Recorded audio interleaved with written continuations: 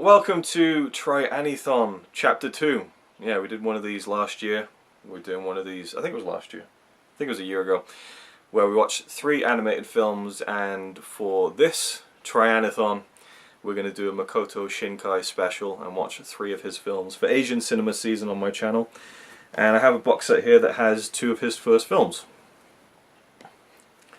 Voices of a Distant Star and The Place Promised in Our Early Days. I always forget the exact title of that.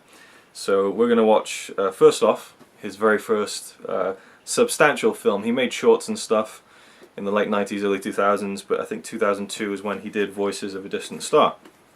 And we've seen 5 centimeters per second, which we watched during the first Trianithon, which we enjoyed, but we both had problems with. If you remember. Yeah. Yeah, it was just the ending. Just the ending, yeah, and the kind of that last part of the film. And then after that, the next film from him that I saw was just the ending and kind of the last part of the film. Well, it's a 3-part film. The third act was what really didn't work for me. Anyway, the next film I saw from Makoto Shinkai was Your Name, which I quickly showed to you, and loved that. Incredible. So I went back and watched all of his films. So I've seen all of them, and Connie hasn't. So Voices of a Distant Star will be the first film we watch. Though in this box set, for some reason, this has its own Blu-ray case, but inside is just the DVD. Which is, you know, just a bit odd. So I have to go to the other one for the they're both on the same Blu-ray disc anyway. So we're going to check out his first film. It's a bit rough around the edges, you know, but we'll watch it just to see his beginnings. His first kind of, it's like 25 minutes long. And we've got some steak teriyaki dinner. And I think we had some sort of teriyaki dinner during the last Trianithon, so that's kind of a nice thread there for some very strange reason. I don't know why I even brought that up. So we're going to watch it and give you our thoughts on the film. Here we go. Yummy!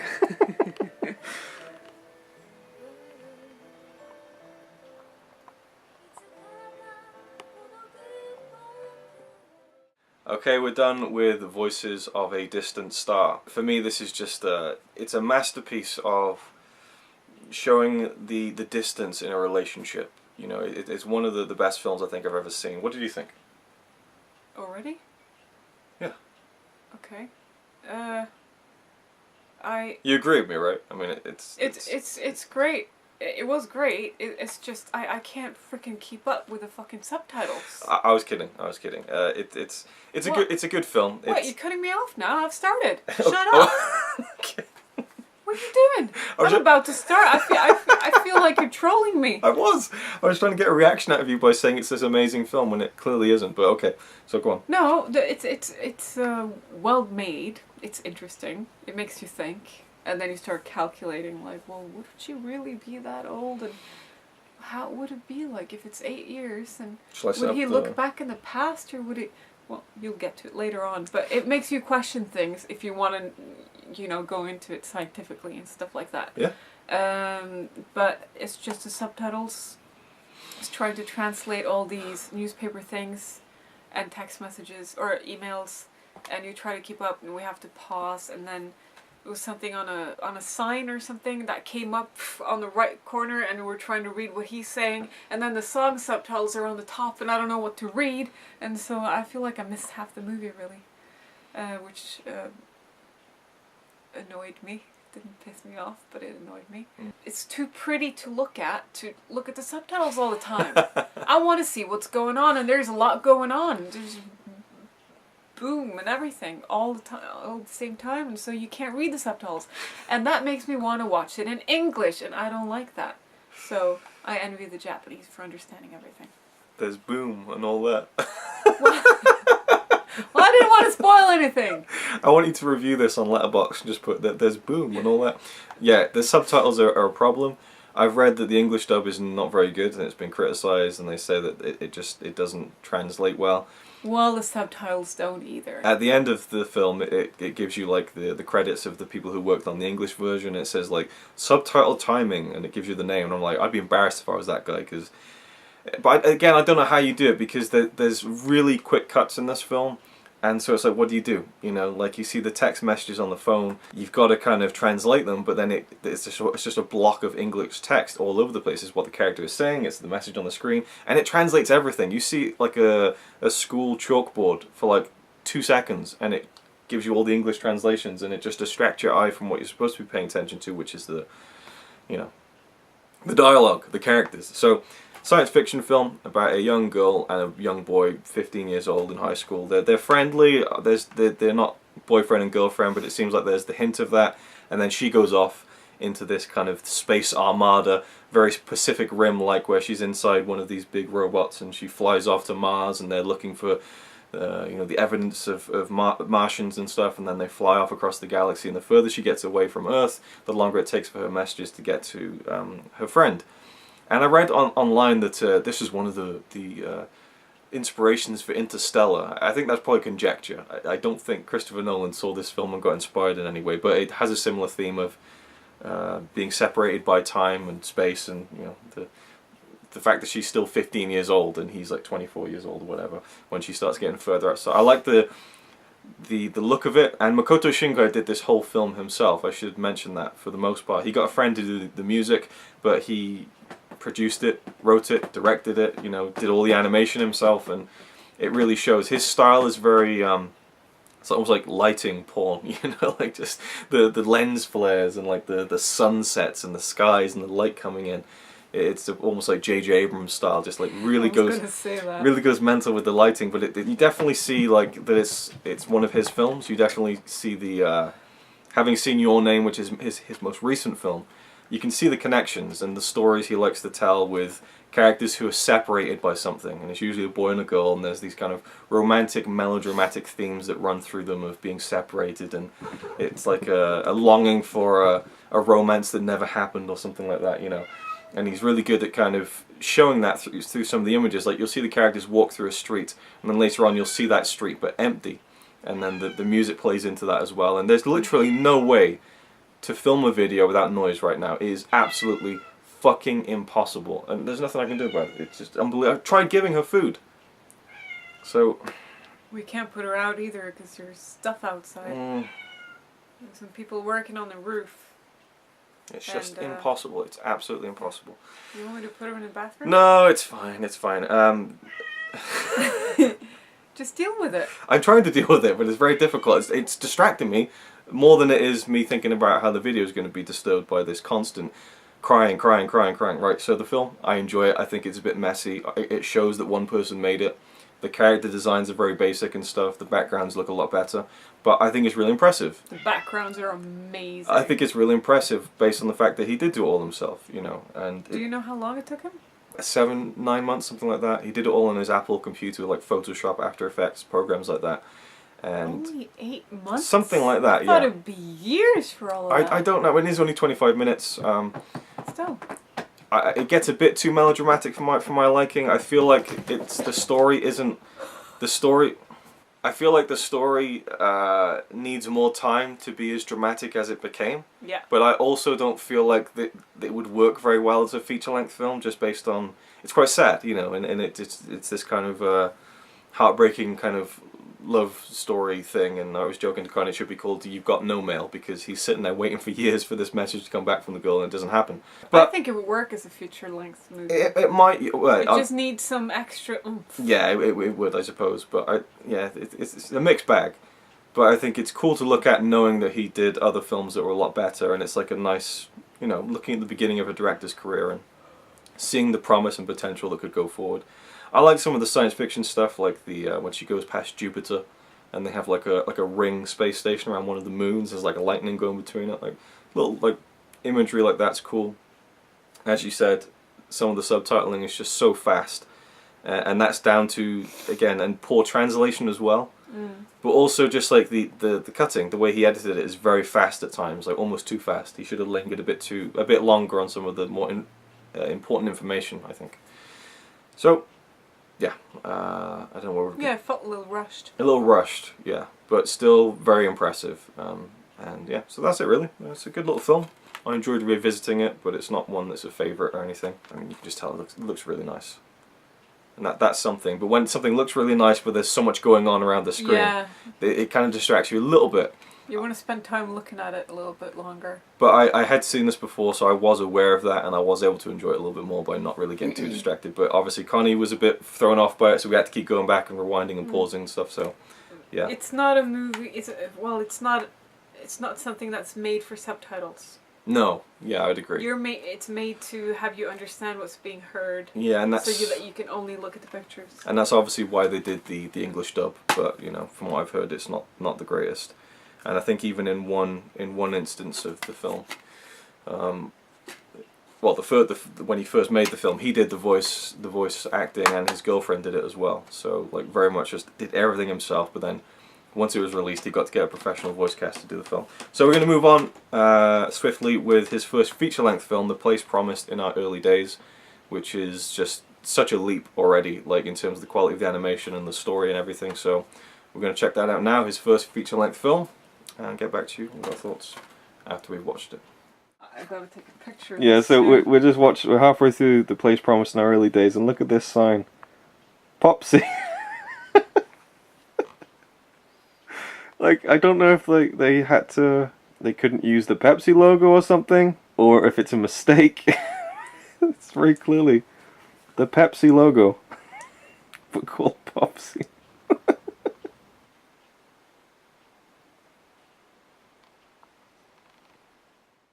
Okay, we're done with the only film in movie history to have a product placement from Popsy. The Place Promised in Our Early Days. The cover there makes it look like it's a very musical film with the violins there, and I guess the violin does play into the film, but yeah, it made me want to buy an electrical violin and learn how to play it. I think I'd be able to do it.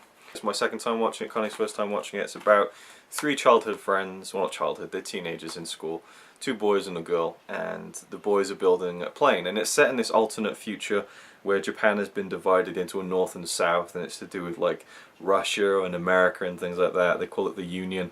The details on that I'm still not completely sure of. It doesn't set it up too well.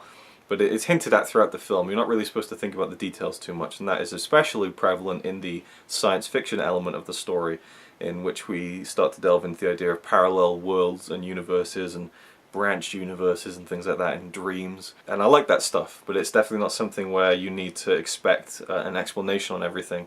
And they do talk about the science of it a lot, but you shouldn't really be thinking about the finer details of it, because it's going to go over your head, and you'll get wrapped up in the the whys and the wheres and all that kind of stuff. So these not that you have time to think anyways, because of the subtitles going past so fast. Right, now talking about the subtitles from the first film we watched, Voices of a Distant Star, similar problems in this one, nowhere near as bad though. No. They are there though, and and it is down to the timing of the subtitles. Like they'll like flicker sometimes too, which I don't understand.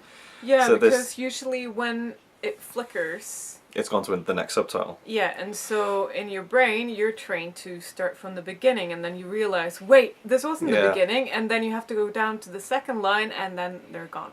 So you miss it. I think they should have an option to just have dialogue subtitles and not all the signs and stuff, because it's just too distracting. But they have an option where you can just see the signs and not the dialogue, so I don't know, they went to kind of two extremes, but not the third, which I think would be more helpful. Well, it's for people who understand. They can listen to Japanese, but they can't read it. Sure, yes. I suppose, yeah, but I think that they should have catered to that third option just as well. Anyway, so the story follows around these three friends in the first third of the film, and then we jump forward a few years, and they've all been separated by a certain reason. We'll go into the finer details of the plot, and it's all surrounding the mystery of this big tower, way off in the distance in the north part of this new territory that's formed in Japan. And I love just the visual aesthetic of that tower that stretches so far into the sky you never see the top of it. When I first watched it, I was sure that you never see the top, but I think there is actually one shot in the first third of the film where you see it, it kind of stop at one point. But for the most part, you never see the top of it. The camera pans up and then it cuts away before you see it. So I was wondering, like, how big is it? And it's, does it go into the into space orbit, or whatever. yeah, who knows? But I love impossible things like that. I love the idea of just huge structures and just things that are larger than life. So, and these kids are really intrigued with it, and that is the place promised in their early days. Is that they were promised to to build this plane and fly it out to this tower just to see what's there. They've got a yearning for discovery and to just go out there and see what's there. Throughout the film, it gets very deep into kind of like the politics of all the different sides, and like people want to attack the tower. They think there's a threat to them even though it's not doing anything, but they don't know what it's there for. They don't know why it's been built, so it goes into all that kind of stuff. A couple of times we had to pause it again just to read some of the information, but not to the degree of the first film. What did you think of the film? The drawings are amazing. Yeah. And some of them they just fly by too quickly, and I wish that I could see them. Like I could just flick through a book and look at all the artwork. Yeah. Because it's every background is just beautiful. You know, like something that I could have hanging on the wall. Yeah. So every frame of painting thing, really. Well, that is a painting. Exactly. Digital. Yeah, but you know. And also, it was kind of refreshing to go from the other one to this one, because you could tell how much more professional it was and how much more time was spent doing it. The artwork, level up, the animation. Huge leap. I mean, it's a fully fledged production as opposed to the, you know, absolute do-it-yourself nature of his first film. Not that I didn't appreciate the first one, that was really good, but this, you know. You got to view it on its own terms, and this one is a much bigger, you know. I'm really intrigued by the idea as well. Yeah. Like how. Is that a spoiler? It is, kind of, isn't it? The parallel worlds and how that plays into it. Yeah, I'll just cut it to that. Yeah. But yeah, how that plays into it, once I understood what it was about, I was like, oh, I want that to be a real movie, you know? Yeah, it's a really intriguing storyline. Yeah, it makes you kind of think about deja vu and... Yeah, and premonition and things like that. Yes, stuff like that, without spoiling too much. It makes you think about that more. Yeah. And then it's like, is there a parallel world? Because nobody really knows and we have no proof. It's a cool story. Yeah. It's about the stuff that we can't explain sometimes, or you know, or maybe there's more to stuff that we don't think about with dreams and so on, things like that. But again, a lot of stuff that I missed because the subtitles going too fast, and you've seen it for the second time, so you probably picked up on extra things that you did the first time. And so when you're going into all of the politics and people being threatened by it and stuff like that, I'm like, oh, were they? Okay. Yeah, that's a big part of it, and I like how that is weaved into it, and it felt like a realistic take on it, that if there was this thing, people would want to destroy it, people would be threatened by it, all that kind of stuff. No, Trump wouldn't even let him build it. We'll leave that there for the Trump references.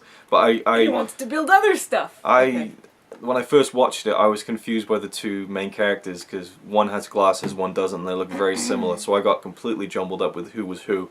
This time I didn't have that problem, and I made sure to tell Connie, just pay attention to which boy is who, because it gets a little bit... no glasses, it's really an easy thing. I guess, but there's one scene where the glasses kid wakes up in bed, and he's got no glasses on. Yeah, so, but then the girl walks in, I know. or whatever her name was, and so you understand. Yeah, I like the characters. I don't think they're as fully fledged out as I'd like them to be and overall. His hair is different. His hair's a little bit different. Yeah, I really like it. In fact, I almost love it. I think it's. I think I rated it like a 4.5. Like I loved it that much. But there's a few things that don't kind of push at that extra edge to me overall. I think it's not your name. And it's not your name for sure. But it's also, it gets a little too melodramatic towards the end with some of that kind of love and destiny stuff that he really likes and puts in his film a lot. I like the idea of the separation and these characters who are trying to find each other but they can't. And again, he returns to that theme so much in his films, but it gets a little bit laid on thick towards the very end of the film. Yeah, I wish that he made that more clear in the beginning, because in the beginning I'm not sure who she likes out of the two boys. I mean, and then all of a sudden there's like a connection between her and one of the boys, and I'm like, okay then, so there's a connection, and then like, oh okay, she loves him. So spoilers. Well, but you don't know which boy it is. True. But I'm just saying he could have made that more clear, because yes, I thought she liked the other one more. Right. And then it turned out, no, she didn't. Yeah, I don't think that's balanced very well. No. And I don't think the two, even though the two boys, they have the glasses, no glasses, different hair, but I mean, there's not much to distinguish them really as characters. I like their... No, they're very similar. They're very similar, yeah, so I like their friendship and stuff, and I liked the triangle of friends that they had with the girl and stuff, and it felt very, you know, just nice and sweet, just, you know, kids who are friends and stuff, and that kind of, the promise of youth, and, you know, literally looking off to the horizon to stuff we'll do when we're older, and it's all about that. Makes you miss being a teenager, really. It does, yeah. But yeah, and it looks beautiful. There's some really nice music. The ending sequence is really nice to look at and stuff. One thing I'll say that I noticed, and I don't think I really caught this the first time, is just how much Shinkai keeps fading to goddamn black. Like every 60 seconds it fades to black.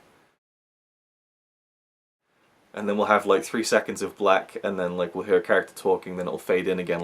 He doesn't seem to be able to link scenes without fading to black every single time. So well, do you want it to fade to white so you get blinded? no, just cut to the next part. I didn't notice that, really. Really? Okay, well, yeah, it really stood out to me. I would say at least 25 to 30 scenes ended with a fade to black, and it just felt very continuous, and I don't feel like that happens with his other films. But might be because I like to fade to black too. Right, yeah. Whenever I do videos. It just felt a bit segmented in terms of the way that was done, and as you say, some of the editing's a bit too quick again, and yeah. It's going from Voice of a Distant Star to this one. Obviously, it's a 25-minute film versus a 90-minute film, so you do get more time. But I feel like sometimes he rushes things a little bit with the editing in this film, and it just kind of goes a bit too quickly. But it does settle into itself once it really gets going, and I really like it. So I enjoyed revisiting it. And yeah, really good. So finally, we're going to round this thing off with jumping almost 10 years into his filmography to 2013, Garden of Words, which is a completely different film, but it's, I think, maybe his best looking film as well. So we're going to get to that and then come back with our final thoughts and round off this Trianithon Chapter 2, the Makoto Shinkai special. So let's get started. 晴れの日ばかりが続くようになった。あの子が授業をサボる口実が減ってよかったなんて今更みたいに考えたりはするけれど。君は今もこうして小さめの傘もささずに。 Finally, at the end of the night, she settles down. For who knows how long.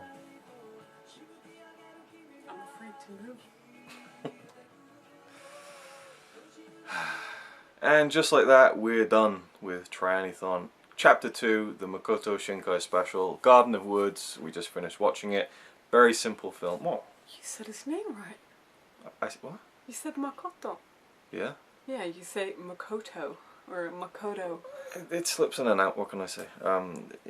I try not to be perfect with the pronunciation because there's so many foreign films I watch and so many foreign directors and actors that I name that it's hard to ever try and reach that level of perfect enunciation on all of them. Anyway, The Garden of Words, we just finished watching. Very simple film, 46 minutes long, about a schoolboy who, when it rains, he goes to this Japanese park. It looks very pretty and stuff, and when it's raining he goes there and sits under this canopy, and one day there's a woman there, an older woman in her 20s, and they both go there when it rains, and so they kind of slowly form a bit of a friendship.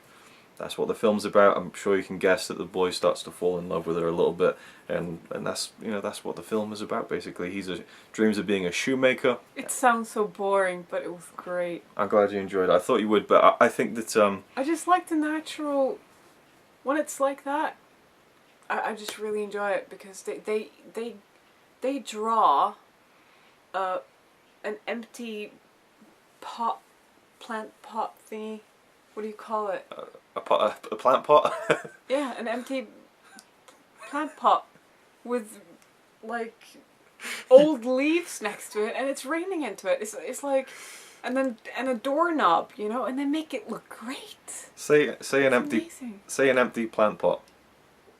An empty plant pot. Every time you say it, you pause after the empty. You go. Because I want to say plant plot.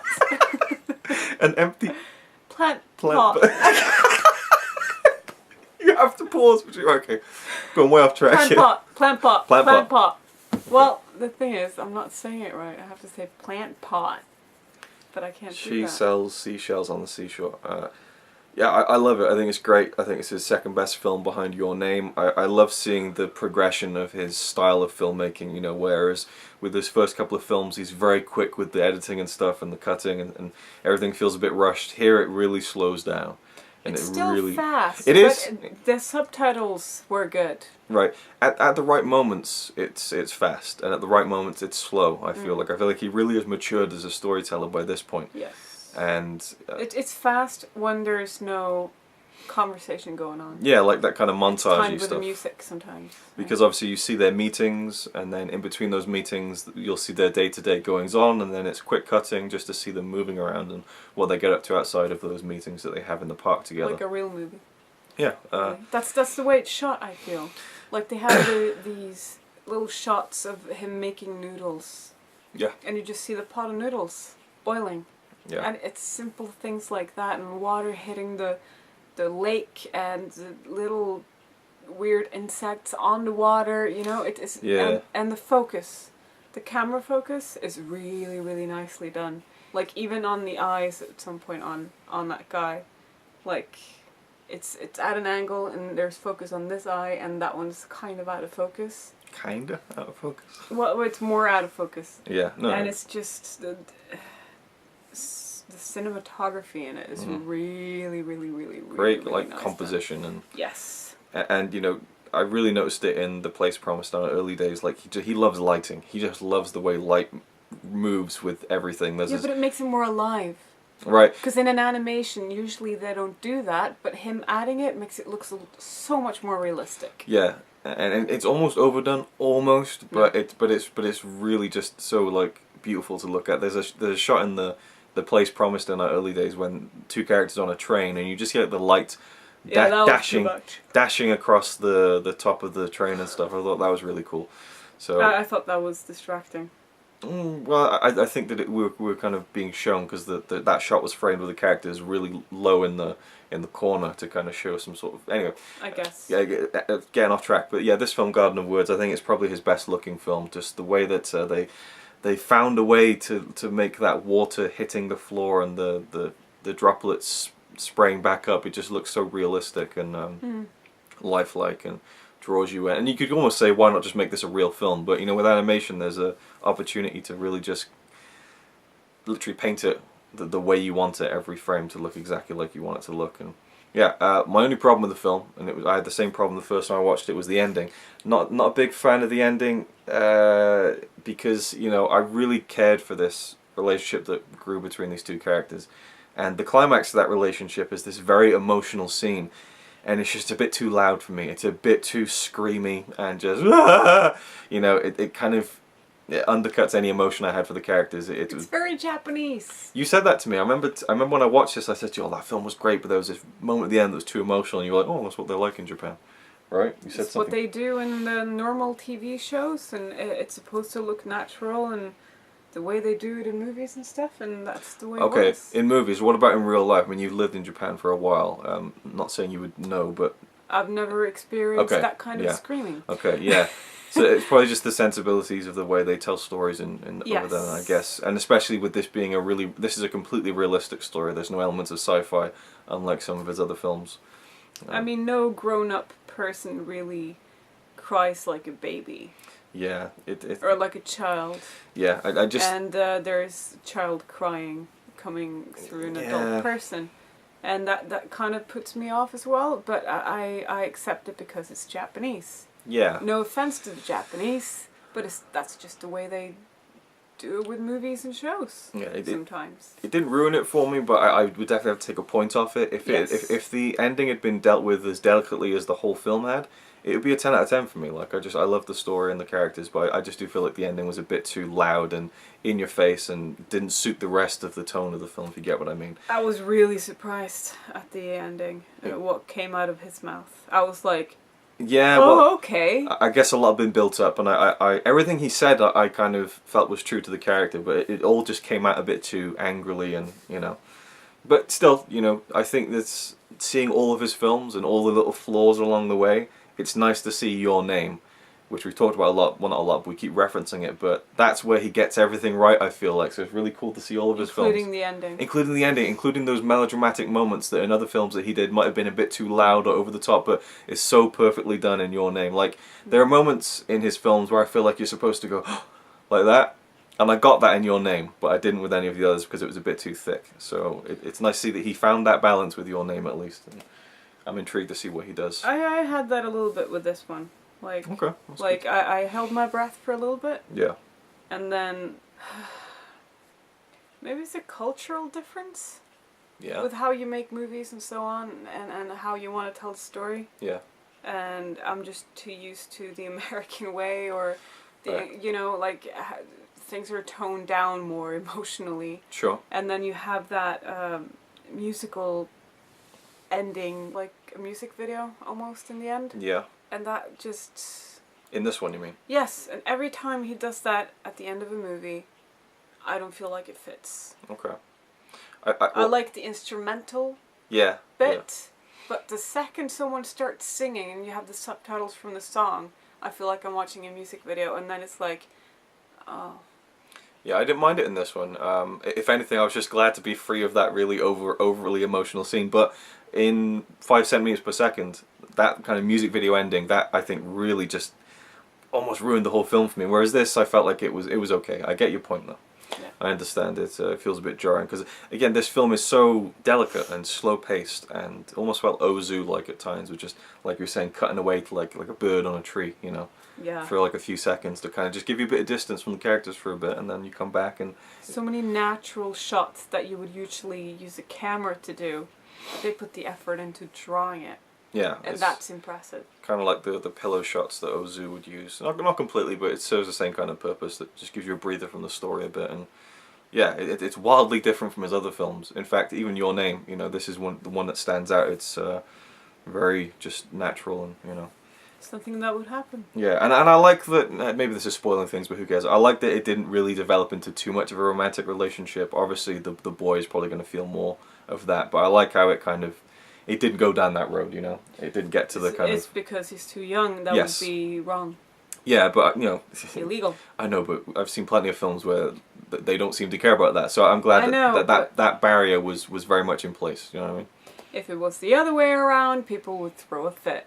Of course, yeah, but just in general, I thought it was more appropriate for it to be more of this kind of, you know, really strong friendship, at least from her side, you know, and yeah, there was an affection there, but I think that it's good that it didn't go to a romantic relationship. And actually, the female character... Well, you don't know what will happen in the future. Oh, well, when he grows up, it's all fair game, I guess. Yeah. You know?